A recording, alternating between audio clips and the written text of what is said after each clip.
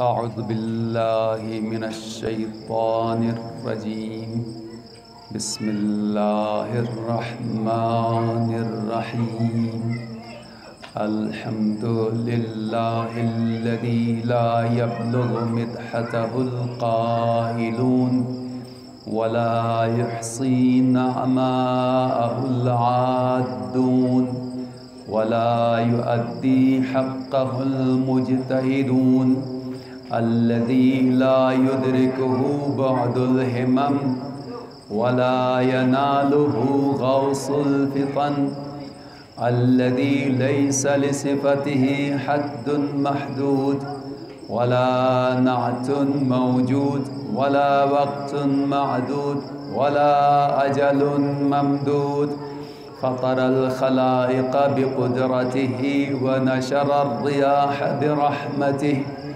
ووتد بسخور ميدان أرضه جلت عظمته والصلاة والسلام والتحية والإكرام على جميع الأنبياء والمرسلين خصوصا على خاتمهم أفضل النبيين سيد المرسلين ورحمة للعالمين جد الحسن والحسين أعني سيدنا ومولانا أبي القاسم محمد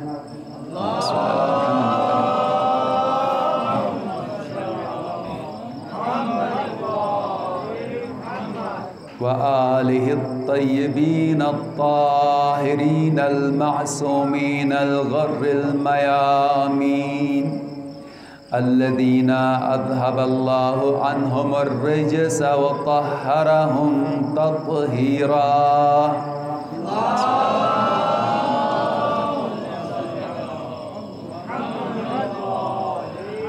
لا سيما بقية الله التي لا تخلو من العترة الهادية صاحب العصر والزمان الذي يملأ الأرض قسطا وعدلا كما ملئت ظلما وجورا بهم نتولى ومن أعدائهم نتبرأ إلى الله واللعن الدائم على أعدائهم أجمعين من أول عداوتهم إلى لقاء يوم الدين أما بعد قال الله تبارك وتعالى في كتابه المجيد وفرقانه الحميد قوله الحق وهو أصدق القائلين بسم الله الرحمن الرحيم ذلك الذي يبشر الله عباده الذين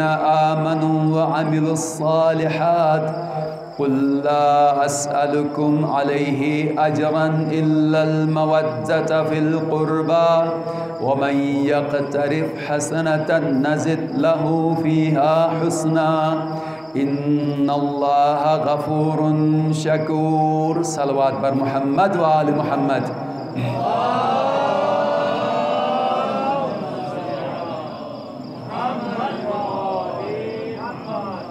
امام عصر عجل اللہ تعالی فرجہ الشریف کے تعجیل ظہور کے لیے بلندتر صلوات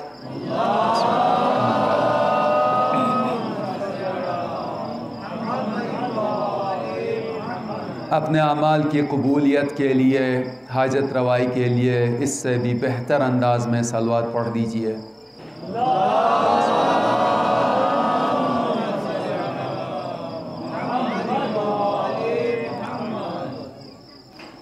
ذات باری حق تعالی عالم بشریت سے مسلمانوں سے اسلامی ممالک سے بالاخص مومنین سے اور مومنین کی آبادیوں سے اس کرونا کے وبا کا جلد سے جلد خاتمہ کرے اور جو مریض ہیں ان کی سلامتی کے لیے بھی اس وبا کے خاتمے کے لیے بھی بلندتر صلوات پڑھ دیجئے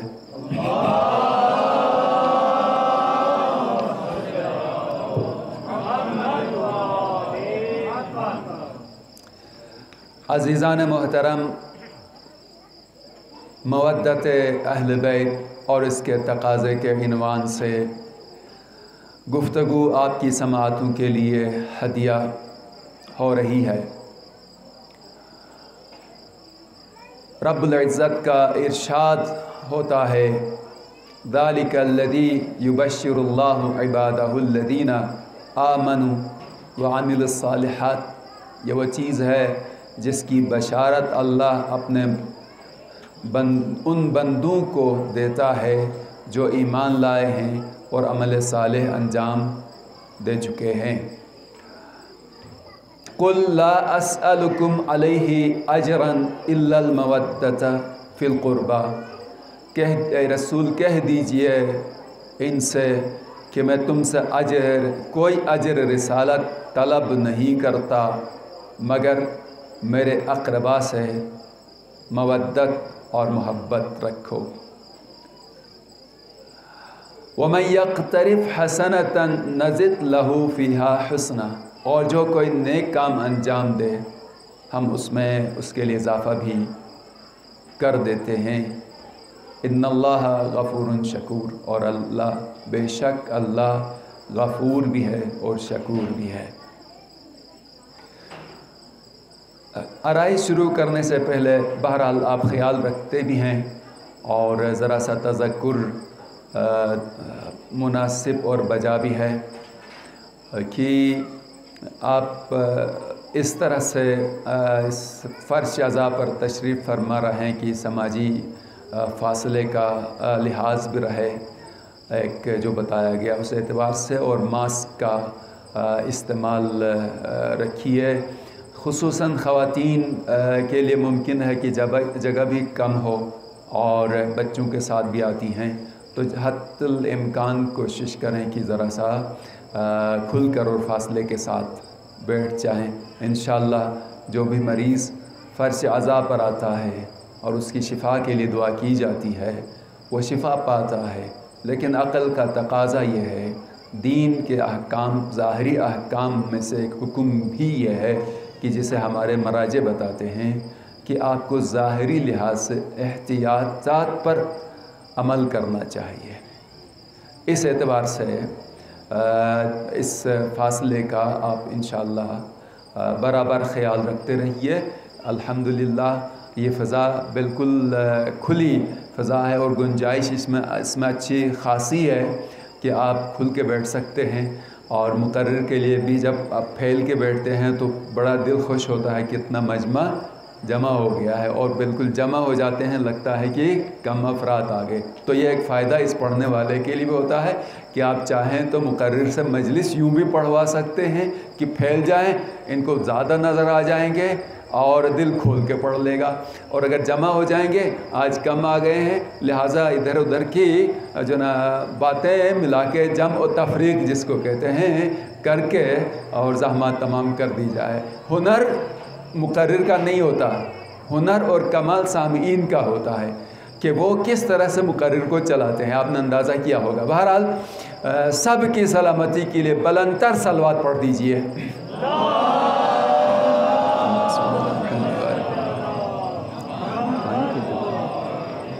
پانی رکھ دیجئے گا۔ ترجمہ آپ کی سماعتوں کے لیے ہدیہ ہوا۔ پوری دنیا اور سارے انسان تین چیزوں کی تلاش میں ہیں، یا تین چیزیں اس سے اپنی طرف کھینچتی ہیں، اور وہ ان تین چیزوں کی محبت میں اور اس کے حصول میں لگا رہتا ہے۔ وہ تین چیزیں کون کون سی ہیں؟ ایک ہے بیوٹی، دوسری ہے کوالٹی، اور تیسری ہے ریالٹی۔ تین چیزیں توجہ کیجیے گا، بیوٹی، کوالٹی اور ریالٹی۔ ان تین چیزوں پر دیکھیں تو انسان کی اتنی تگدو اور کوشش ہے کہ شب روز صرف کرتا ہوا نظر آئے گا۔ پوری جو نا دنیا کے انسانوں کو دیکھ لیجئے گا، جہاں پر تدین نہیں ہے، یعنی دینداری نہیں ہے، آخرت کا تصور نہیں ہے، وَمَا يُهْلِكُنَا إِلَّا الدَّهْرِ پر کے تحت جیتے ہیں، یعنی نہیں ہے ہمیں فنا کرنے والی کوئی چیز سوائے یہ ٹائم ہے جو آتا ہے اور پھر جب یہ ٹائم ختم ہو جاتا ہے تو یہ گھاس پھوس اور سبزے کی طرح انسان بھی ختم ہو جاتا ہے. نہ آخرت ہے، نہ حساب و کتاب ہے، نہ کوئی مرنے کے بعد جینا ہے. قرآن کی آیت پڑھ رہا ہوں نا، توجہ ہے آپ کی کہ وَمَا يُهْلِكُنَا إِلَّا الدَّهْرُ. وہ افراد تو رہتے ہی دنیا کی بیوٹی کے اوپر، میں کس طرح سے اپنی زندگی کو حسین بناؤں، کس طرح سے اپنی زندگی خوبصورت طریقے سے گزاروں. توجہ ہے آپ کی. یہ اس میں سارے انسان آپ کو، اکثر انسان آپ کو نظر آ جائیں گے کہ میرا پوری توجہ. جاگ کے سن رہے ہیں آپ لوگ؟ آپ دیکھیے، آپ ملاحظہ کیجئے، اپنا بھی محاسبہ کیجئے. ٹھیک ہے، میرا گھر خوبصورت ہو، میری گاڑی خوبصورت ہو، اور میرا ہر کمرہ خوبصورت ہو. کس طرح سے ٹائل کون سے لگائے جائیں، کہاں پر کس رنگ کا جو نا سلسلہ کیا جائے. میرا موبائل خوبصورت ہو، اور سمجھ رہے ہیں نا، توجہ آپ کی، ہم کس سمت جا رہے ہیں. صحیح نا؟ جس طرف دنیا ان چیزوں کے پیچھے جاتی ہے، دیکھیں تو ایک پورا قافلہ، ایک اکثر قافلہ انسانوں کا اس سمت جا رہا ہوتا ہے، رواں دواں نظر آتا ہے کہ لیٹسٹ ماڈل ہو، خوبصورت ماڈل ہو، ہے نا، کہ لیٹسٹ ماڈل ہو اور خوبصورت ماڈل ہو، کیپیسٹی زیادہ ہو، اور میری پرسنالٹی کے ساتھ مناسبت رکھے. میرا لباس اس قسم کا ہو اور ہر موسم کے لحاظ سے. یعنی انسان اپنے آپ کو کچھ مصنوعی چیزوں میں جکڑتا ہوا نظر آتا ہے. توجہ آپ کی، اپنے آپ کو چند مصنوعی چیزوں میں جکڑتا ہوا نظر آتا ہے، اور اسے اپنے لیے زینت سمجھتا ہے کہ اگر یہ ساری چیزیں ہوں تو میری زندگی بیوٹیفل ہے، خوبصورت ہے. اب یہ لفظ جان بوجھ کر کہہ رہا ہوں، آپ تو بہرحال نوجوان ہیں ہمارے، جو ہے نا جوان نوجوان سارے انگلش میڈیم میں چلے جاتے ہیں، تو ان کے لیے چند الفاظ اتنے خوبصورت لگتے. توجہ ہے، اسی پہ تو بات کر رہا ہوں. جب ایک انگلش کا لفظ ہوتا ہے تو یہ بھی تقریر بھی خوبصورت سی ہو جاتی ہے، اور سیدھی اردو ہو جائے اور بیچ میں ہم ایک فارسی عربی کا لفظ بولیں تو ڈکشنری دیکھنے کے لیے تو ڈکشنری میں جانا پڑے گا. توجہ فرما رہے ہیں آپ؟ تو دیکھیے، تو یہ اس طرف جو نا ایک بڑی دوڑ ہمیں نظر آتی ہے کہ ہر چیز ہماری بیوٹیفل ہونا چاہیے.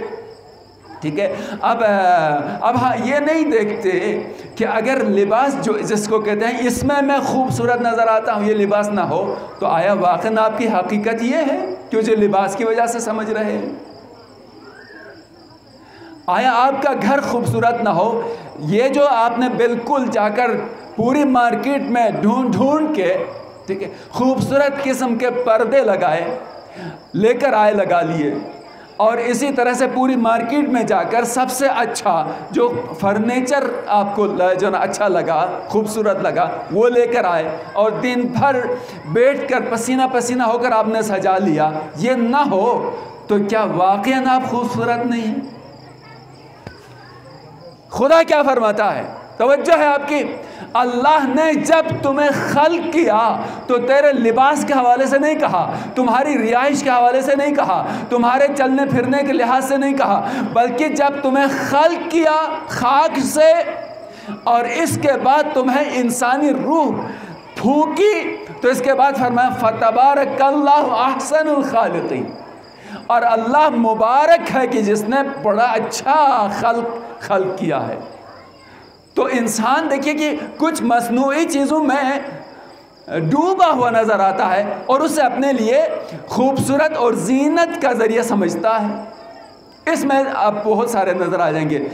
اچھا ہے، توجہ ہے آپ کی، اچھا ہے، لباس اچھا ہونا چاہیے، رہائش جہاں پر آپ رہ رہے ہیں مکان آپ کا اچھا ہونا چاہیے، کشادہ ہونا چاہیے، آئری ہونا چاہیے، اور جو جدید سہولت کے اعتبار سے جو آپ کی ہم آپ کی زندگی کے حوالے سے واقعاً سہولت کا ذریعہ ہے، سامان ہے، وہ ہونا چاہیے. ٹھیک ہے، ہونا چاہیے، لیکن یہ معیار نہیں، یہ معیار نہیں ہے. کسی کو خوبصورت ہونے کی بنا پر عوام کا لیڈر تو نہیں بنایا جا سکتا، کوالٹی دیکھی جائے. توجہ آپ کی، خوبصورتی کی بنا پر وزیر اعظم نہیں بنایا جائے گا، تعلیم دیکھی جائے گی، بس کوالٹی کی طرف آئے. لہٰذا خوبصورتی اچھی ہے، معیار نہیں بن سکتی. اور بہت ساری خوبصورتیاں ایسی ہیں کہ جو انسان کے لیے نہیں ہیں. پڑھ دوں آیت، لیکن درود بھیج دیں محمد وال محمد کی ذات پر.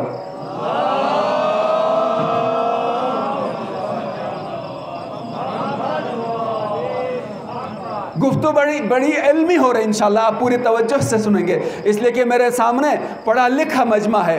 ان کے لیے ایک گفتگو عرض کر رہا ہوں. اِنَّا مَا جَعَلْنَا عَلَى الْأَرْضِ زِينَةً لَهَا لِنَبْلُوَكُمْ أَيُّكُمْ أَحْسَنُ عَمَلًا. بے تحقیق ہم نے زمین پر جو کچھ زینت دی ہے وہ زینت زمین ہی کے لیے ہے، تمہارے لیے نہیں. زینتاً لہا، یہ جو تمہیں زمین خوبصورت نظر آتی ہے، درخت ہیں، قسم قسم کے پھول کھلے ہیں، سبزہ ہے اور مختلف قسم کے پھول کھلے ہیں، اس منظر سے آپ گزرتے ہیں تو آپ کے مشام معطر ہو جاتے ہیں. تو خیال نہ کرنا یہ تیری زینت ہے، نہ، یہ زمین کی زینت ہے. اور زمین کی جب زینت ہے تو یہ ہمیشہ نہیں رہے گی. ہم نے زمین تمہیں ہمیشہ کے لیے خلق کیا ہے اور زمین کو ہمیشہ کے لیے خلق نہیں کیا ہے.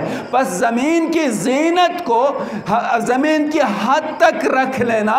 اگر اچھی جگہ میں رہ رہے ہو، توجہ کیجیے گا، اچھے مکان میں رہ رہے ہو، اچھی رہائش میں رہ رہے ہو اور اچھے انداز سے اچھے لباس میں رہ رہے ہو، تو یہ ساری چیزیں آخر میں تجھے چھوڑ دیں گی. تمہیں اپنے لیے خلق کیا ہے کہ تم ہماری طرف آ جاؤ، اور یہ ساری چیزیں یہاں پر رہ جاتی ہیں. ہم ان تمام زینتوں کو تمہارے ارد گرد سجا کر دیکھنا چاہتے ہیں کہ تم میں سے کون ہے کہ جو اچھا عمل کر رہا ہے. درود بھیجے محمد وال محمد کی ذات پر.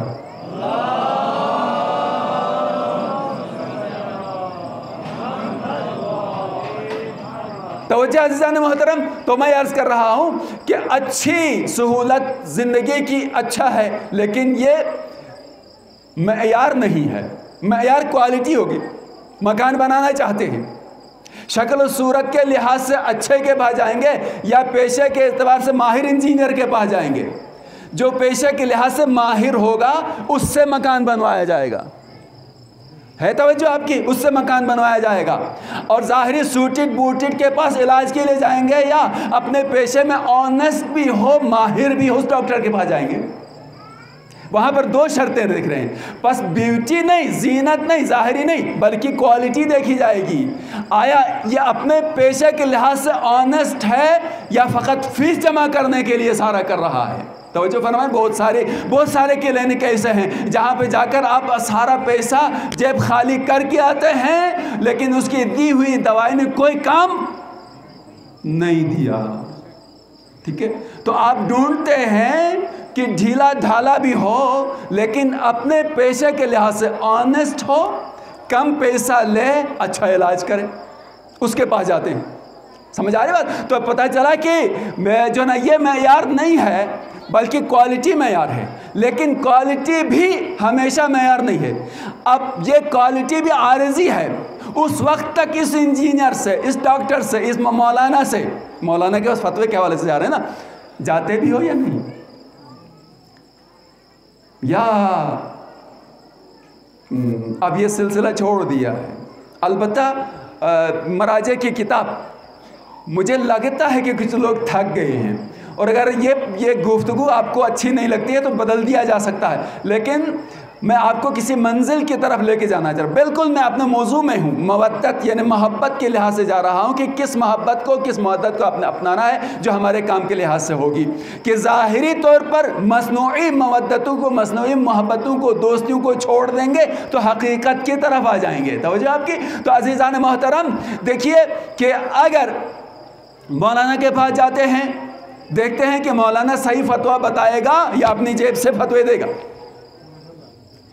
اگر اپنی جیب سے فتوے دے رہا ہے تو اس سے محظوظ ہونے کے لیے تو سنیں گے، لیکن دل میں کہیں گے اپنی طرف سے بول رہا ہے، مرجع کا فتویٰ نہیں بتا رہا. ٹھیک ہے؟ اس لیے کہ آپ ہوشیار ہو نا بھائی، مولانا کو 1-2 منٹ میں پرکھ لیتے ہو. سمجھ آ رہی بات؟ تو مولانا سے جب فتویٰ پوچھتے ہیں 2-4 مسئلے پوچھ لیتے ہیں اور اس میں بتا دیتا ہے غیر ذمہ دارانہ رویے کے تحت، اور جب پتہ چلتا ہے میری معلومات کے مطابق اس طرح کا نہیں ہے جو مولانا بتا رہے ہیں، تو پتہ چل رہا ہے کہ مولانا جیب سے اپنی دکان کھولی ہے فتوے کی، اپنی دکان کھولی ہے اور اپنے فتوے بتا رہا ہے۔ مولانا مرجع کے فتوے سے سروکار نہیں رکھتا، فرصت نہیں ہے آج کل ان کو۔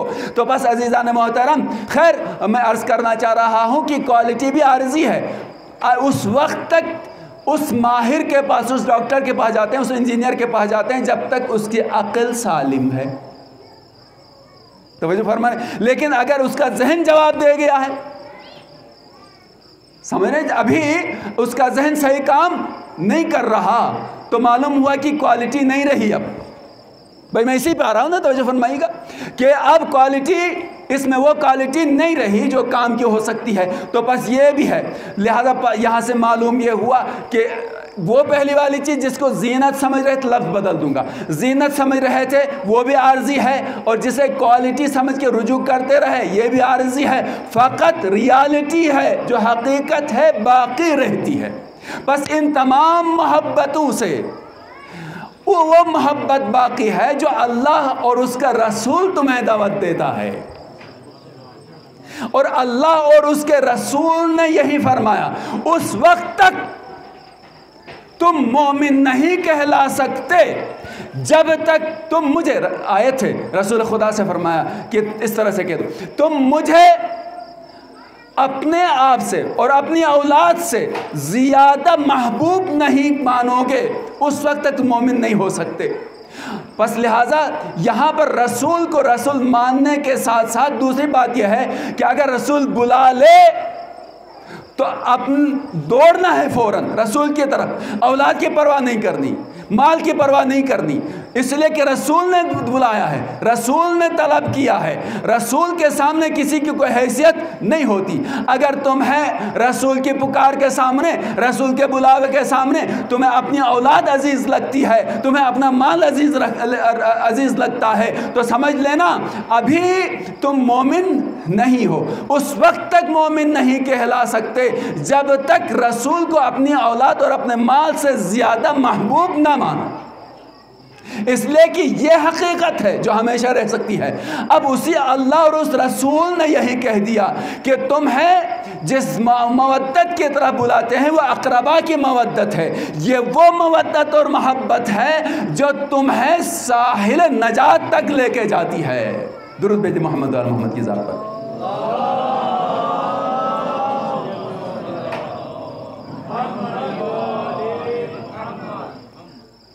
ایک مرتبہ بار دیگر صلوات بر محمد وآل محمد۔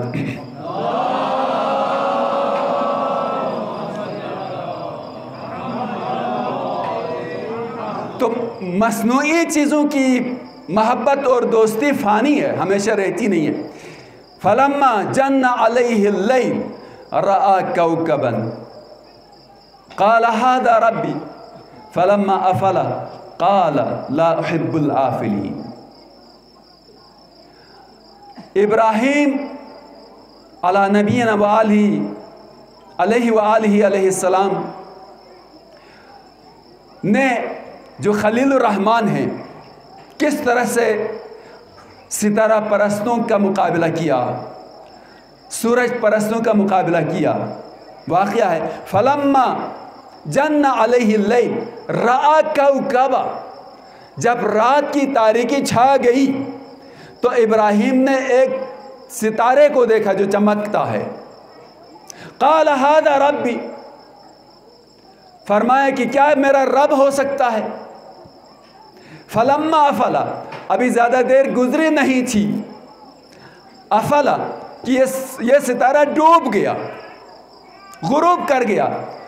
قال لا احب الآفلین، میں ڈوبنے والوں کو دوست نہیں رکھتا، توجہ، میں ڈوبنے والوں کو دوست نہیں رکھتا۔ ابراہیم اسے دوست رکھتے ہیں جو ڈوبتا نہ ہو۔ تو معیار دے دیا، محبت اس سے رکھو جو ڈوبے نہ، اس لیے اگر وہ ڈوب گیا تو وہ تمہیں بھی ڈوبو دے گا۔ بس ابراہیم علیہ السلام فرماتے ہیں ڈوبنے والا قابل دوستی نہیں ہو سکتا ہے، یہ ستارہ جا کے غروب ہو گیا، میں غروب ہونے والوں کو دوست نہیں رکھتا، تو بس اس سے دوستی کرو جو ہمیشہ چمکتا ہوا نظر آ جائے، جو ہمیشہ ہدایت کے مینارے پر بلند نظر آئے، اور اگر اسے پتہ نہیں چلتا تو وہ دوستی کے قابل نہیں ہے۔ تو ہمیں پوری اسلام کی تاریخ میں ایک علی ابن ابی طالب ملے جو ہمیشہ مینار ہدایت پر چمکتا ہوا نظر آیا، اور ان کی زبان اقدس سے یہ جملہ تاریخ کے سینوں میں ابھی بھی زندہ اور چمکتا ہوا ہے، سلونی سلونی قبل ان تفقدونی، پوچھو علی سے قبل اس کے کہ علی کو اپنے درمیان نہ پاؤ، اس لیے کہ علی آسمان کے راستوں کو زمین کے راستوں سے بہتر جانتا ہے۔ درود بھیجے محمد وآل محمد کی ذات پر۔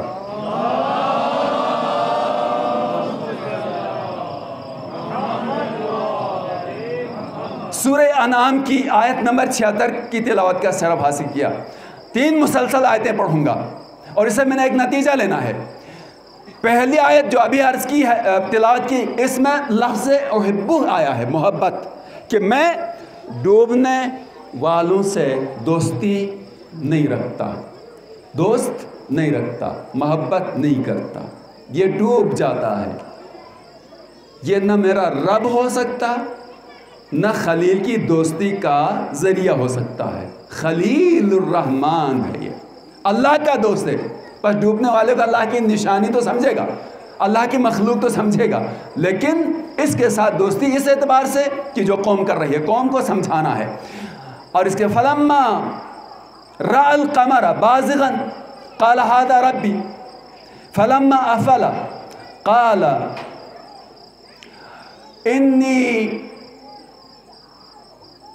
آیت یہاں تک میں ترجمہ کروں، فی الحال میرے ذہن میں نہیں آئی، کہ جب جب چاند طلوع کر گیا، فلما رأى القمر بازغا، جب ابراہیم نے دیکھا کہ ابھی چاند طلوع کر گیا، قال هذا ربی، تو فرمایا میرا رب ہو سکتا ہے، یہ میرا پروردگار ہو سکتا ہے۔ فلما افل، اور جب یہ چاند بھی غروب کر گیا، قال یا قومی، کہ کہا کہ اے میری قوم، کہ میں گمراہ قوم سے دوستی نہیں رکھتا، کہ میں گمراہ قوم سے دوستی نہیں رکھتا۔ یہاں پر قوم کی طرف خطاب کیا کہ گمراہوں کے ساتھ میرا کوئی واسطہ نہیں ہے۔ اور اس کے بعد تیسری آیت جس میں ابراہیم علیہ السلام پھر دیکھتے ہیں، فلما رأى الشمس بازغة قال هذا ربي هذا اکبر فلما افلت قال یا قوم انی بریء منک، کہ پھر جب دیکھا کہ سورج طلوع کر گیا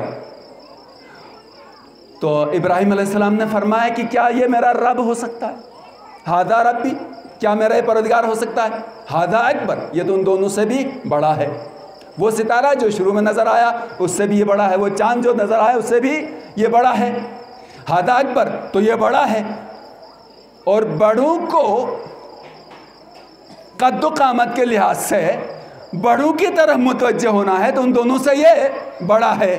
تو بڑا ہونا معیار، ابراہیم فرماتے ہیں معیار دیا، بڑا ہونا کوئی معیار نہیں ہے، دیکھنا ہے کہ مینار ہدایت پر، آسمان ہدایت پر باقی رہ سکتا ہے یا نہیں۔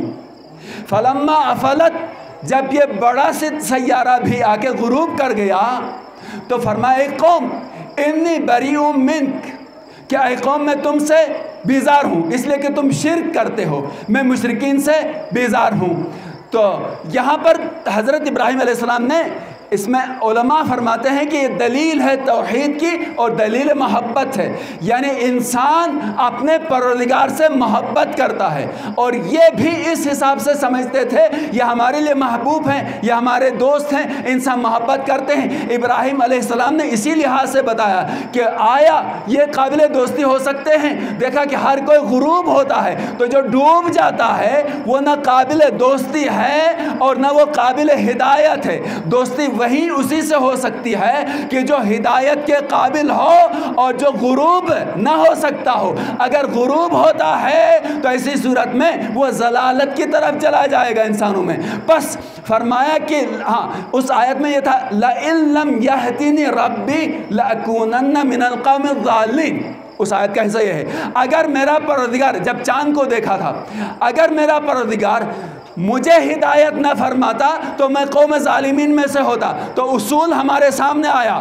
پہلا اصول یہ ہے دوستی اس کے ساتھ ہو کہ جو کبھی فنا نہ ہو جائے، جو ڈوب نہ جائے، اور اس کے بعد دوسرا اصول یہ آیا کہ یہ ہدایت انسانوں کی طرف سے نہیں ہو سکتی، ہدایت آئے گی اللہ کی طرف سے، اور انسان کا کام یہ ہے کہ اللہ کی جانب سے آنے والی ہدایت کو لے اور اس پر چلے۔ بس ہدایت اس کی طرف سے تو ہادی کا انتظام بھی اس کی طرف۔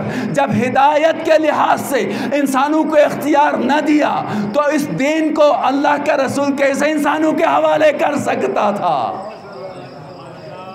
درود بھیجیں محمد وآل محمد کی ذات پر۔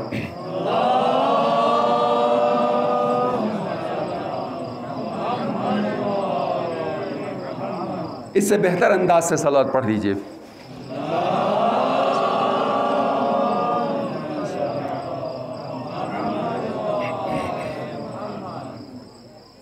بس بہت کم اب اس قافلہ انسانیت میں دیکھیں تو کچھ ایسے افراد بھی ہیں کہ جو مصنوعی چیزوں کے پیچھے اپنی زندگی کا